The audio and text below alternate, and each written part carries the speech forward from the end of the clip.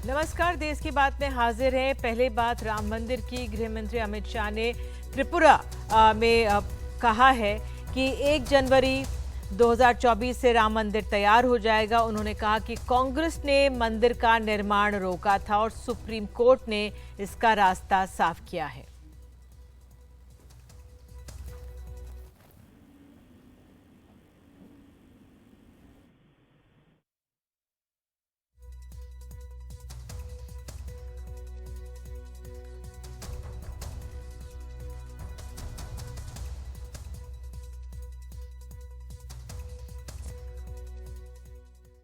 सबरूम वालों, आप भी टिकट करा लो।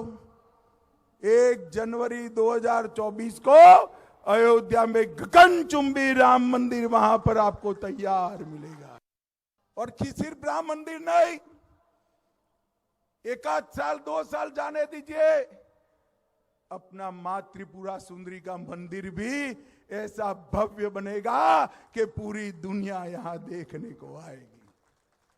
काशी विश्वनाथ का मंदिर का कॉरिडोर बनाया, महाकाल कॉरिडोर बनाया, सोमनाथ और अंबाजी का मंदिर सोने का हो रहा है, मां विंध्यवासिनी का मंदिर नया बन रहा है। आज ही मुझे सीएम आसाम मिले थे, वहां पर भी मां का मंदिर सबसे बड़ा और भव्य बनाने का काम ये भारतीय जनता पार्टी के लोग कर रहे हैं। और इस पर अधिक जानकारी के लिए हमारे साथ हमारे सहयोगी अखिलेश शर्मा फोन लाइन पर मौजूद हैं। अखिलेश, कितना महत्वपूर्ण है गृह मंत्री का ये बयान, क्योंकि 2024 में चुनाव भी होने वाले हैं और अभी वो चुनावी दौरे पर हैं। देखिए, इससे पहले कर्नाटक में वो थे कुछ ही दिनों पहले, वहां पर भी उन्होंने इसी बात को कहा था। उन्होंने कहा था कि कर्नाटक के लोग जो हैं वो तैयार हो जाएं, अपना टिकट करा लें अयोध्या जाने के लिए, क्योंकि श्री राम का भव्य मंदिर वहां बनकर तैयार हो रहा है। आज त्रिपुरा में वो थे, जन विश्वास रैली जो है उसको उन्होंने संबोधित किया है त्रिपुरा में, और वहां पर उन्होंने ये बात कही है। आप जानती हैं कि त्रिपुरा में भी और कर्नाटक में भी इसी वर्ष चुनाव होने जा रहे हैं विधानसभा के, और इसी सिलसिले में गृह मंत्री अमित शाह इन तमाम राज्यों का दौरा कर रहे हैं, और इसीलिए इस मुद्दे को भी प्रमुखता से उठाया जा रहा है। जहां तक राम मंदिर की टाइमलाइन का सवाल था, ये बात कही गई थी कि इसी साल यानी दिसंबर 2023 तक वहां पर गर्भगृह में रामलला की स्थापना कर दी जाएगी और वहां पर दर्शन के लिए जो है गर्भगृह को खोल दिया जाएगा, ये टाइमलाइन दी गई थी। तो उसी को पुख्ता करते हुए ये गृह मंत्री की ओर से कहा गया है कि 1 जनवरी 2024 को वहां पर तमाम जो देश भर के भक्तजन हैं रामलला का दर्शन अयोध्या में जाकर कर सकते हैं। साथ ही आपको ये भी बता दूं कि जो ट्रस्ट निर्माण कर रहा है मंदिर का, वो वहां पर रामलला की मूर्ति के लिए उन्होंने पत्थर की तलाश शुरू कर दी है। नीले रंग की मूर्ति की स्थापना वो करना चाह रहे हैं और इसीलिए इसके लिए जोरों पर जो है तैयारी चल रही है, और मंदिर का काम भी जोर शोर से चल रहा है। भूजल का जो काम है वो पूरा कर लिया गया है। तो इस तरह से राम मंदिर निर्माण का कार्य चल रहा है, और जिस तरह से गृह मंत्री अमित शाह ने केवल राम मंदिर का ही नहीं बल्कि उज्जैन में महाकाल कॉरिडोर की बात हो या काशी विश्वनाथ में कॉरिडोर की बात हो, इन तमाम मुद्दों का भी जिक्र करके ये बता दिया कि किस तरह से बीजेपी आने वाले विधानसभा चुनाव और अगले साल होने वाले लोकसभा चुनाव में भी इन तमाम उपलब्धियों के बारे में विस्तार से चर्चा करेगी। बिल्कुल अखिलेश, तो अपने आप में एक तरह से जो कहा जाता रहा है कि राम मंदिर को याद चुनावों से पहले गृह मंत्री कर रहे हैं, ये अपने आप में महत्वपूर्ण संकेत है। निश्चित तौर पर देखेंगे तो गुजरात में जो हाल में विधानसभा चुनाव हुआ था, वहां पर भी गृह मंत्री की ओर से इस बारे में चर्चा की गई थी। तो ये एक ऐसी उपलब्धि है जो बीजेपी बताना चाहती है, और इसके साथ ही वो विपक्षी दलों पर निशाना भी साध रहे हैं कि किस तरह से जो राम जन्मभूमि का काम था वो दशकों तक, सदियों तक अटका पड़ा रहा, और मोदी सरकार के आने के बाद जो बीजेपी का अपने एक जनसंघ के जमाने से प्रॉमिस था उसको पूरा किया गया, और वहां पर भव्य राम मंदिर का निर्माण किया जा रहा है। बहुत बहुत धन्यवाद अखिलेश इस जानकारी के लिए। और आइए आगे बढ़ते हैं। सुप्रीम कोर्ट का आज एक अहम फैसला आया है, उस पर अब नजर डालते हैं।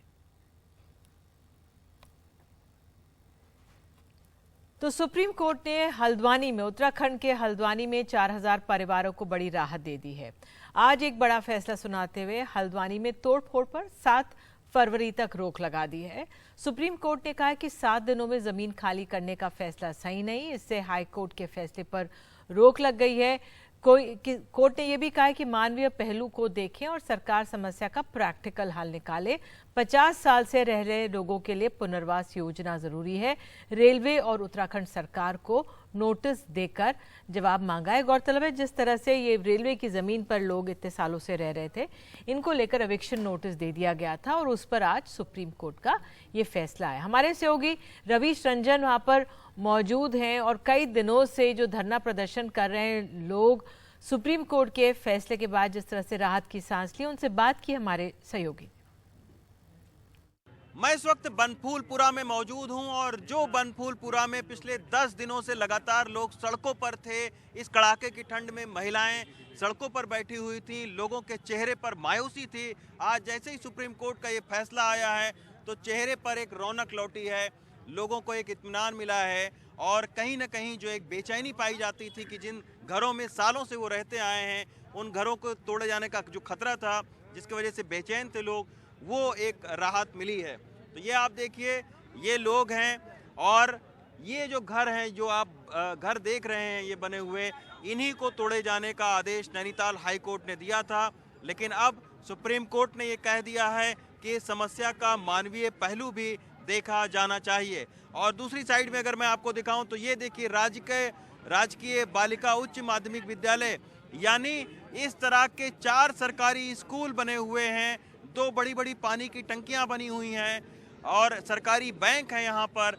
तो सवाल यही उठता है जो सुप्रीम कोर्ट ने भी सवाल पूछा रहा सरकार से और रेलवे से कि कैसे आखिर इस जमीन पर सरकारी जो भवन हैं वो यहाँ पर बन गए।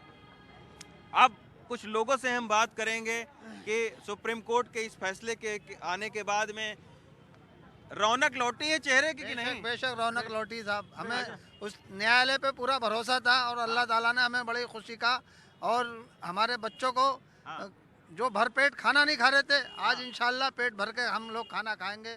और हमें न्यायालय पे पूरा भरोसा था कि कई महिलाएं यहाँ अभी रो रही थी अपने घर के लिए। जी जी जी जी हाँ? और वो दुआएं कर रही थी कि ताकि हम ये जो है केस जीत जाएं, मगर जीते नहीं, स्टे मिला है फिलहाल। अभी आगे की कार्रवाई जारी रहेगी और इंशाल्लाह हम जो है इससे जीत कर ही निकलेंगे। एक बहुत बड़ी खुशी और एक बहुत बड़ी जो है राहत की बात है कि सुप्रीम कोर्ट ने इस तरीके से, हमें बहुत ज़्यादा सुकून मिला है इस न्यूज़ को सुनकर के कि हमें स्टे मिल गया है और हम अब निरंतर स्टे के बाद अपनी कार्रवाई को आगे बढ़ाते चले जाएंगे और इंशाल्लाह हमें उच्च न्यायालय पर पूरा भरोसा है कि हमें कामयाबी मिलेगी। तो निश्चित तौर पर फिलहाल बनफूलपुरा में जो लोग सड़कों पर थे, कई जगहों पर प्रदर्शन चल रहे थे, अब जो है लोगों ने एक राहत की सांस ली है। प्रशासन ने भी एक राहत की सांस ली है फिलहाल, क्योंकि प्रशासन के लिए भी ये मुश्किल था कि इतनी बड़ी तादाद में जो लोग हैं उनको यहाँ से हटाना, उनके लिए फौरी व्यवस्था करना। तो ये प्रशासन के लिए भी एक बहुत बड़ी राहत उनको भी मिली है। लेकिन सबसे बड़ी खुशी की बात बनफूलपुरा के लोगों के लिए है जो सालों से यहाँ पर रहते आए हैं। फिलहाल उन्हें सुप्रीम कोर्ट ने एक राहत दी है। हल्द्वानी के बनफूलपुरा से अशोक माले के साथ रवीश रंजन शुक्ला, एनडीटीवी इंडिया। और केंद्र सरकार ने साफ कर दिया है कि सम्मेत शिखर जी अब पर्यटन केंद्र नहीं रहेगा। सरकार ने इस बारे में जारी की गई पुरानी अधिसूचना का इससे जुड़ा हिस्सा वापस ले लिया है, यानी अब पारसनाथ सम्मेत शिखर पर्यटन स्थल नहीं रहेगा। केंद्र सरकार का कहना है कि पारसनाथ के लिए निगरानी समिति बनाई जाए। झारखंड राज्य में सम्मेत शिखर जी को पर्यटक स्थल बनाए जाने के विरोध में देश भर में चल रहे प्रदर्शनों की खबरें कल आपने देखी और पूरे दिन भर एनडीटीवी इंडिया ने दिखाई थी। आज राज्य सरकार ने इस बारे में पहल की है। झारखंड के मुख्यमंत्री हेमंत सोरेन ने केंद्र सरकार को चिट्ठी लिखी थी और उन्होंने अपने खत में जैन समुदाय के लोक भावनाओं को हवाला दिया था। इस दौरान जैन समाज के प्रदर्शनों पर केंद्रीय मंत्री जी कृष्ण रेड्डी ने एनडीटीवी से कहा कि जैन समुदाय की भावनाएं आहत नहीं होंगी।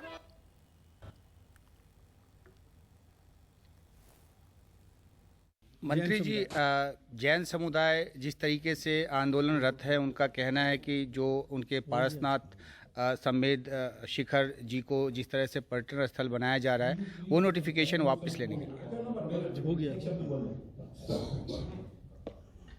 इसमें टूरिज्म डिपार्टमेंट का कोई ऑर्डर, कोई निर्णय जो जैन समुदाय का जो शिखर जी का पवित्र स्थान पर टूरिज्म डिपार्टमेंट का कोई आदेश नहीं है।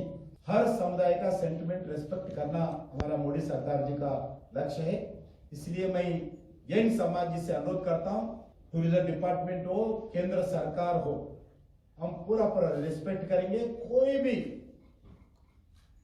सेंटिमेंट हट करने का हो, उस पवित्र स्थान को अपवित्र करने का हो, कुछ भी होगा नहीं। हम पूरा विश्वास दिला सकता हूं केंद्र सरकार की ओर से हम उस स्थान को, पवित्र स्थान बचाने के लिए पूरा प्रयास करेंगे। तो पर्यटन मंत्री का बयान आपने सुना और साथ ही पर्यावरण मंत्री भूपेंद्र यादव ने भी ट्वीट किया और इस बारे में कहा है कि तमाम जो मांगे हैं उन पर पूरा गौर किया जाएगा। और इस पर अधिक जानकारी के लिए सीधे चलते हैं अपने सहयोगी मनीष कुमार के पास, जो लगातार इस मामले पर नज़र रखे हुए हैं। ये बहुत अहम हो गया था मनीष, जो केंद्र ने फैसला लिया है, वहाँ पे लोग राहत और खुशी महसूस कर रहे होंगे। क्या आंकलन वहाँ पे? देखिए निधि, निश्चित रूप से आज जो केंद्र सरकार खासकर वन एवं पर्यावरण मंत्रालय के द्वारा जो नोटिफिकेशन जारी किया गया है, जिसमें खासकर एक क्लाउज 4 है, जो पहले के क्लाउज 3 के बारे में पॉइंट 4 में दिया गया है कि वहां पर किसी भी तरह की पर्यटन या इको टूरिज्म जो है वहां पर अब उस पर तत्काल रोक लगाई जाती है। यह निश्चित रूप से जो जैन समाज जो आंदोलनरत हैं, उद्वेलित हैं, उनकी एक प्रमुख मांग को मान लिया गया है। अब इसी से जुड़ा एक और फैसला अब झारखंड की हेमंत सोरेन सरकार को लेना है कि उन्होंने जो इसे टूरिस्ट स्पॉट घोषित किया था अपने राज्य के 23 और अन्य जगहों के साथ, उसे भी अपना वो जो नोटिफिकेशन है उसे अगले 1-2 दिनों के अंदर या कुछ घंटों के अंदर उसे भी स्थगित करना होगा, क्योंकि हेमंत सोरेन ने आज दोपहर केंद्रीय वन एवं पर्यावरण मंत्री भूपेंद्र यादव को चिट्ठी लिखकर इस आंदोलन के मद्देनजर जल्द से जल्द फैसला लेने के लिए अनुरोध किया था।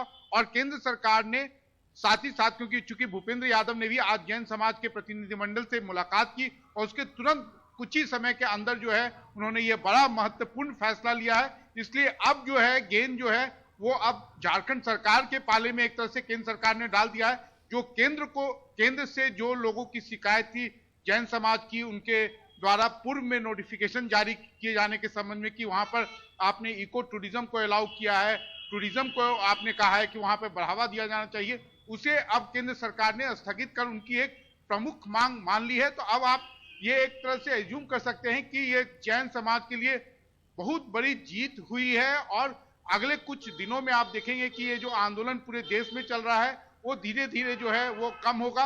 अब ये सब कुछ निर्भर करता है कि झारखंड सरकार अपना अगला फैसला या अगला जो भी उनको नोटिफिकेशन जारी करना है इस संबंध में वो कब तक लाती है। निधि, बिल्कुल मनीष, इस जानकारी के लिए आपका बहुत बहुत शुक्रिया। ये बहुत अहम बदलाव है जो अपने आप में हुआ है। समाज एक तरह से राहत महसूस कर रहा होगा। और आइए आगे बढ़ते हैं और देश की बात में हम सीधे रुख करते हैं उत्तराखंड का।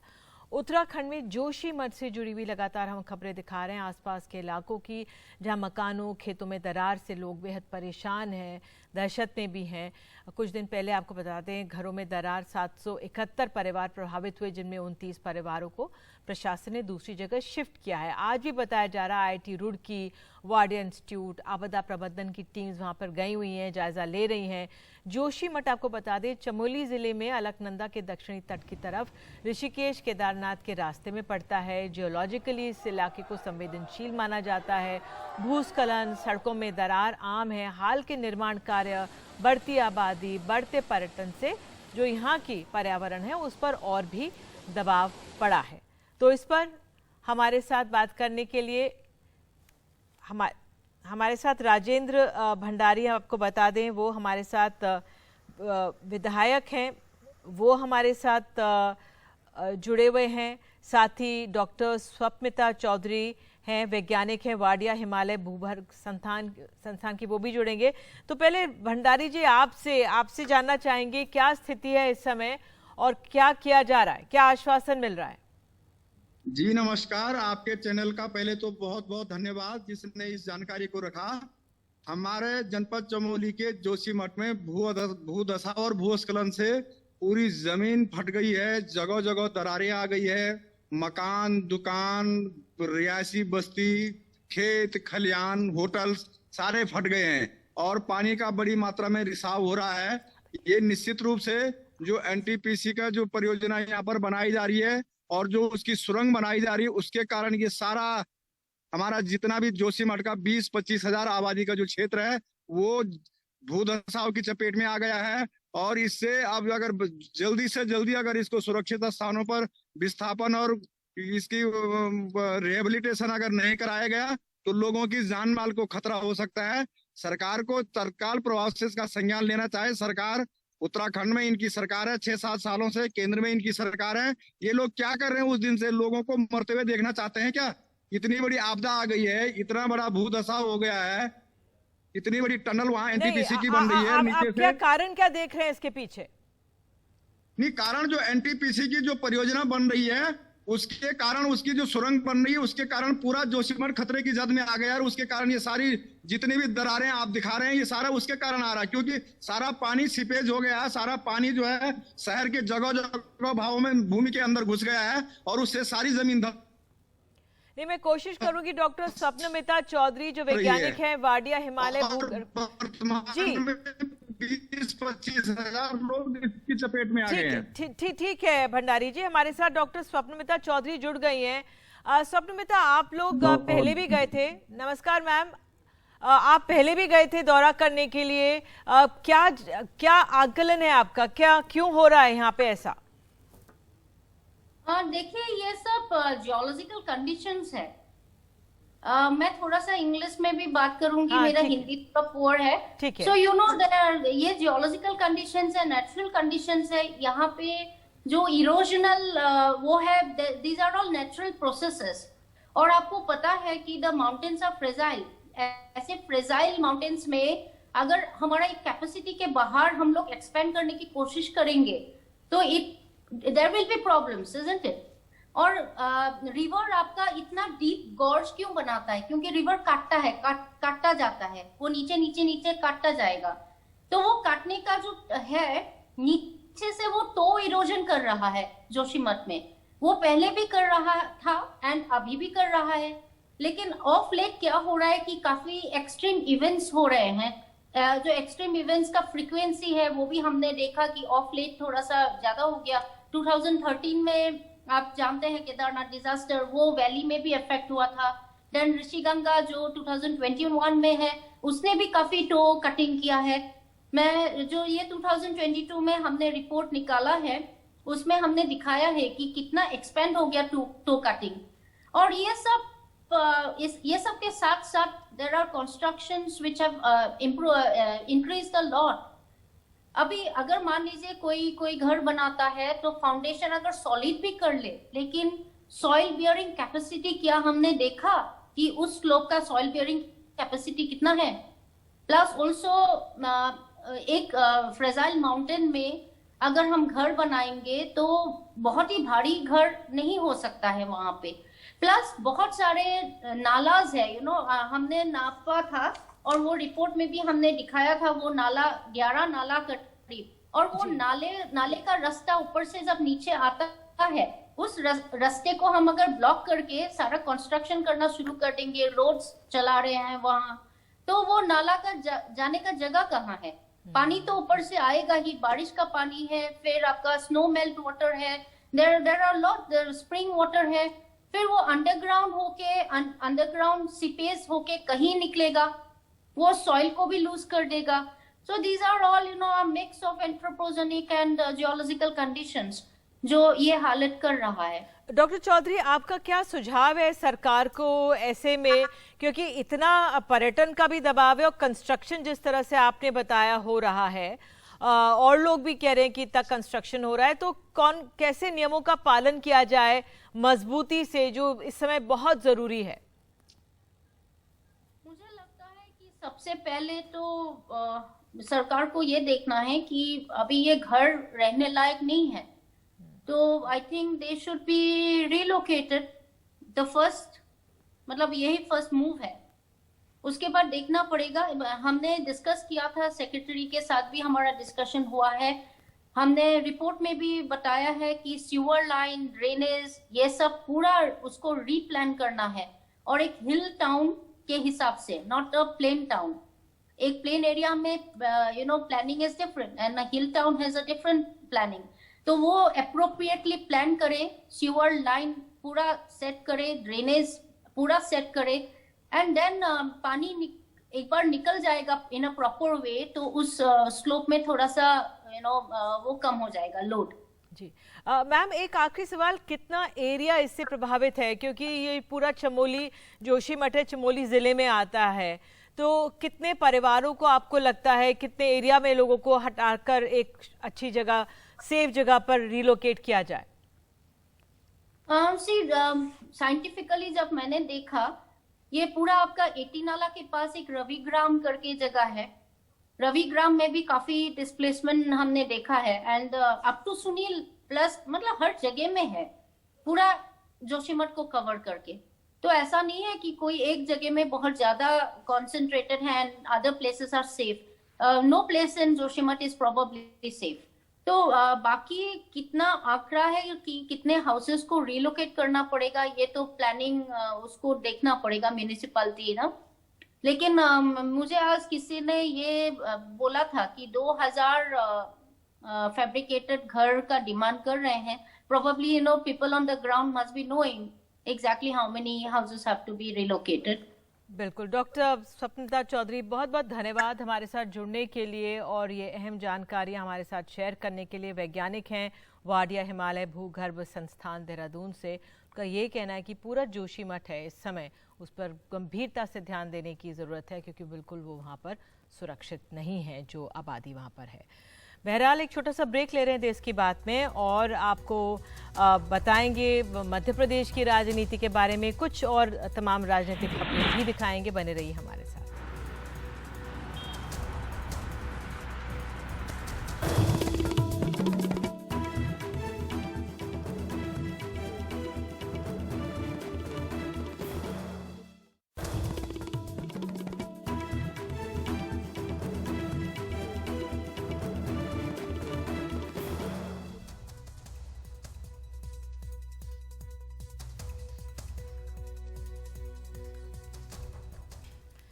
इस साल मध्य प्रदेश में विधानसभा चुनाव होने हैं। कांग्रेस बीजेपी में तनातनी बढ़ गई है। कांग्रेस ने नारा दिया है नया साल और नई सरकार।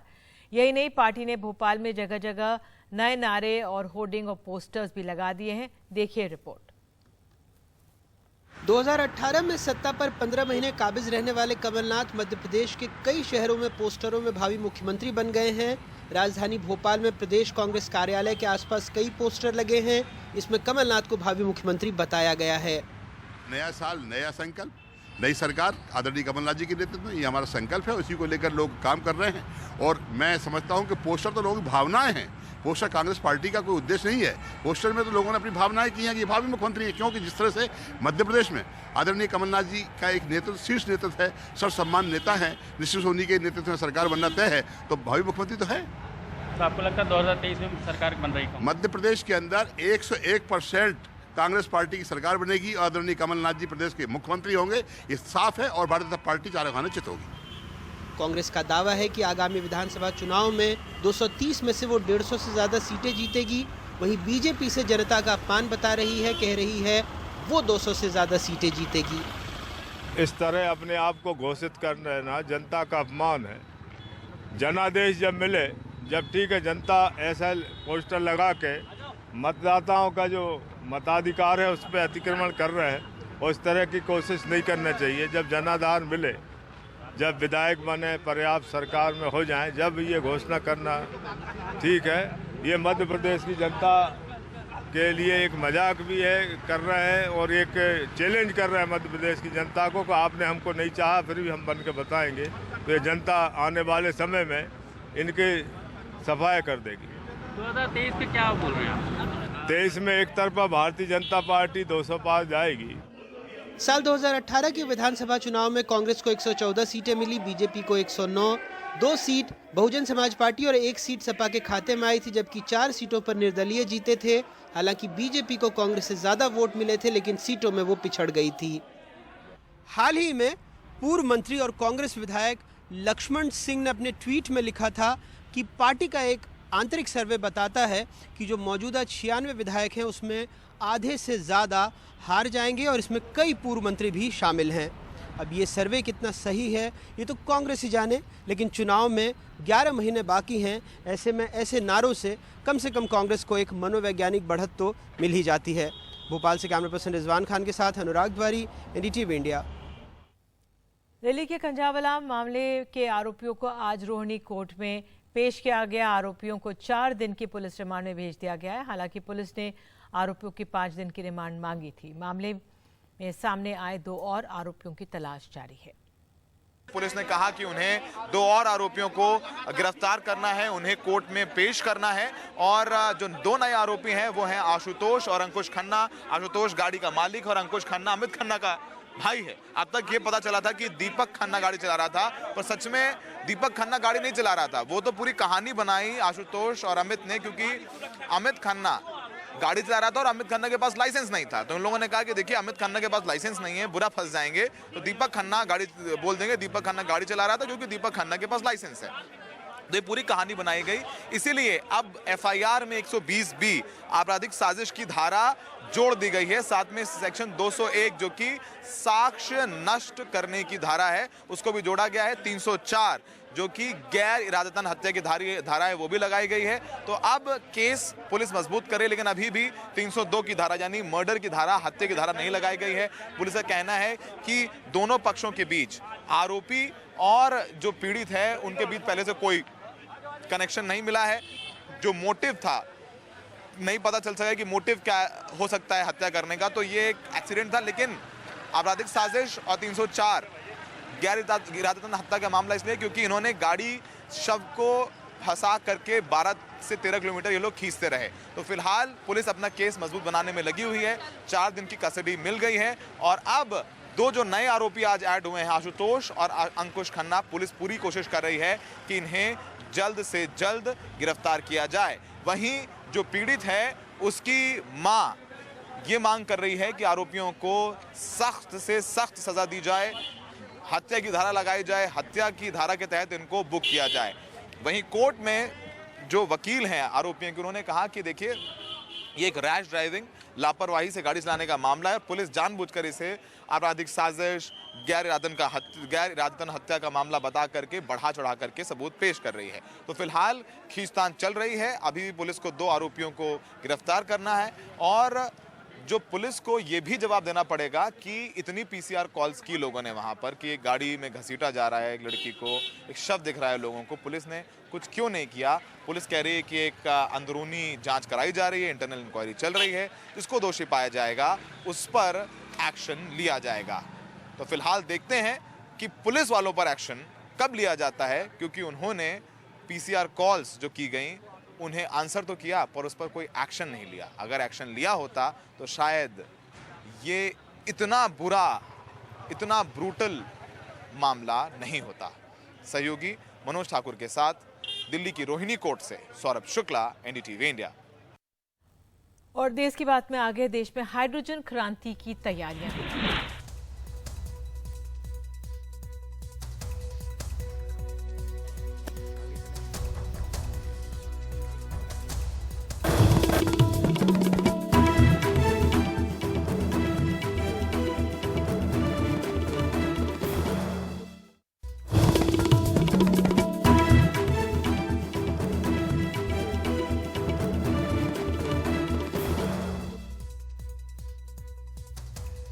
कल सरकार ने ग्रीन हाइड्रोजन मिशन लॉन्च किया। इस मिशन के तहत देश की ऊर्जा जरूरतों के लिए बड़े पैमाने पर हाइड्रोजन उत्पादन की योजना है।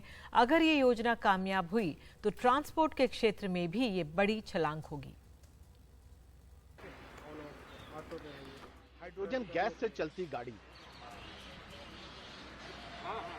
हाइड्रोजन गैस से चलने वाली कार पर बैठकर नितिन गडकरी पिछले साल मार्च महीने में संसद पहुंचे थे। कुछ सालों में इसी गैस से ट्रेन और जहाज चलाने का भी इरादा है। पायलट प्रोजेक्ट पर काम शुरू हो गया है। पानी से बनने वाली ग्रीन हाइड्रोजन गैस का उत्पादन बढ़ाने पर सरकार करीब 20,000 करोड़ खर्च करेगी। कब तक सड़क पर बात करें कि हाइड्रोजन गैस से चलने वाली गाड़ी या ट्रेन जो है दौड़ने लगेगा और कितना ये सस्ता क्या? As far as trains are concerned, वो हमारी यहाँ डेवलप हो रहा है। जर्मनी में नॉर्थ ट्रेन्स ऑलरेडी चल रही है हाइड्रोजन से, हमारे यहाँ भी डेवलप हो रहा है। तो हमको लगता है कि हमारे यहाँ भी हाइड्रोजन ट्रेन्स जल्दी चलेंगी, लेकिन हम उससे ट्रेन से ज्यादा हम फोकस कर रहे हैं ऑन रोड मोबिलिटी। देश में पानी से बनने वाले हाइड्रोजन गैस के प्लांट लगेंगे। 2030 तक 50 लाख टन हाइड्रोजन गैस सालाना उत्पादन करने का लक्ष्य रखा गया है। शुरुआत में सरकार 19,744 करोड़ खर्च करेगी। इसमें 8 करोड़ निवेश आने का अनुमान है। इससे 1 लाख करोड़ का फ्यूल इंपोर्ट कम होगा। अब सरकार का फोकस देश को ग्रीन हाइड्रोजन हब बनाने पर है। नेशनल ग्रीन हाइड्रोजन मिशन को केंद्रीय मंत्रिमंडल ने मंजूरी दी है। India will be the global hub of green hydrogen, और हम ये कह सकते हैं कि क्लाइमेट चेंज से निपटने के लिए ग्रीन हाइड्रोजन एक बहुत महत्वपूर्ण भूमिका निभाएगा। ग्रीन हाइड्रोजन ऊर्जा का सबसे साफ सोर्स मानी जा रही है। इससे कोई प्रदूषण नहीं होता। इसके लिए अपने यहाँ काफी सुविधाएं हैं। पानी है, जमीन है और पर्याप्त धूप भी है। सारी दुनिया में ऊर्जा के साफ स्रोतों की तलाश चल रही है। भारत भी इस दिशा में लंबी छलांग लगाने को तैयार है। इस योजना के साथ ही नई ऊर्जा क्रांति हो सकती है। अब देखना यह है कि इस पर कितने करीने से अमल हो पाता है। नई दिल्ली से राजीव रंजन, एनडीटीवी इंडिया। और देश की बात में आगे उत्तर प्रदेश में भी कंजावला एक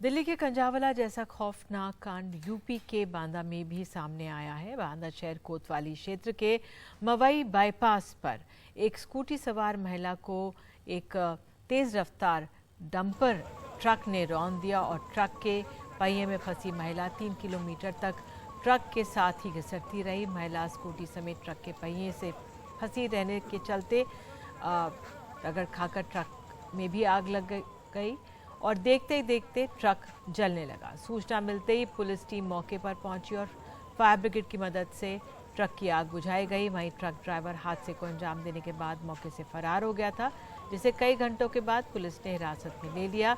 मृतक महिला लखनऊ की रहने वाली है और बांदा कृषि विश्वविद्यालय में क्लर्क के पद पर तैनात थी। और नोएडा में भी एक लड़की आईसीयू में अपने जीवन के लिए जद्दोजहद कर रही है। 31 दिसंबर को एक कार ने टहल रही 3 लड़कियों को धक्का मारा, 2 को हल्की चोटें लगी, लेकिन तीसरी लड़की को माथे पर गंभीर चोटें आईं। 5 दिन से वो ग्रेटर नोएडा के एक अस्पताल में बेहोश पड़ी हैं। धक्का मारने वालों का अभी तक पता नहीं है। इस लड़की के इलाज का खर्च उसके दोस्त जुटाने में लगे हैं। 21 साल की ये लड़की स्वीटी एक इंजीनियरिंग कॉलेज में पढ़ती है। वो ग्रेटर नोएडा के एक अस्पताल में मौत से लड़ रही है।